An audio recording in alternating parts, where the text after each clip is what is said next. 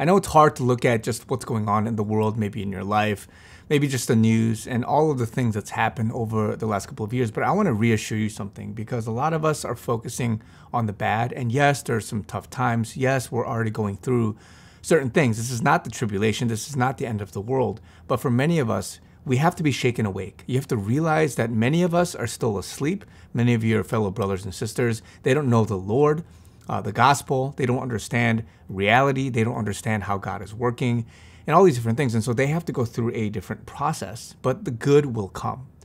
The good will come in due time, because again, for those that are in the Lord, right, despite famine, despite war, or just rumors of wars, or many other things that's happening around you, God protects his people. And I'm not here to say that if you are in the Lord and you went through a tragedy or death, that was not God or some other answer. But I'm saying that for many of us, if we seek him in this hour, if we put our trust in him, Psalm 3 I just read today, but you, O Lord, are a shield for me, my glory, and the one who lifts up my head. Verse 8, salvation belongs to the Lord. Your blessing is upon your people. So you got to realize that this is a time where God may isolate you.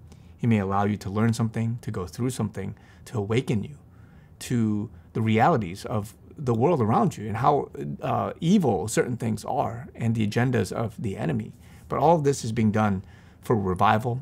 All of this is being done for a purpose to get you closer to him. And there will be things that are lies, false flags, right? You have World War III rhetoric and many things. The devil loves to trick you. He loves to deceive you, to make you think in a certain way. But God, he has the final say. And so in this hour is still a time for a great harvest. This is still a time for people to extend their period of grace that God is giving them, to repent, to come before him, and to get deeper with him, because he wants to unite the body. He wants to use us for the end times work that is still to be done. And so, guys, don't be concerned about your life. Maybe you're losing things, loved ones, money, whatever is going on in your life. Or if you're seeing the world around you and you think, man, it's hopeless, all of the political stuff, all the social stuff, everything seems like it's not going to work out. But I'm here to say that things are being exposed as we speak. We're looking at the January 6th stuff. We're looking at the COVID stuff. We're looking at election stuff. There's many things that are happening. I'm just cherry picking a couple things.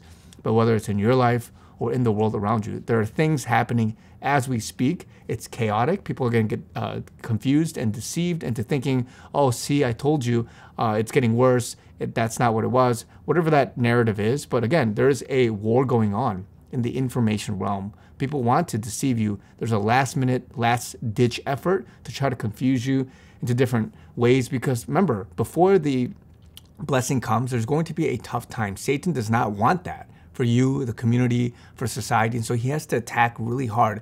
So that's why we're in this thick fog of war before things get a little better. And so if you apply this to your individual life, to your circumstances, or if you look at it from a big picture, national, international perspective, this is what's going on. So I just want to reassure you guys, a lot of things are happening, and just know that God is here to protect you, to provide for you, and he's pouring out his love, his grace, his mercy upon his people at this time. So it may not look like it's like it makes sense, but it does in the eyes of God. So I love you guys. Talk to you guys very soon.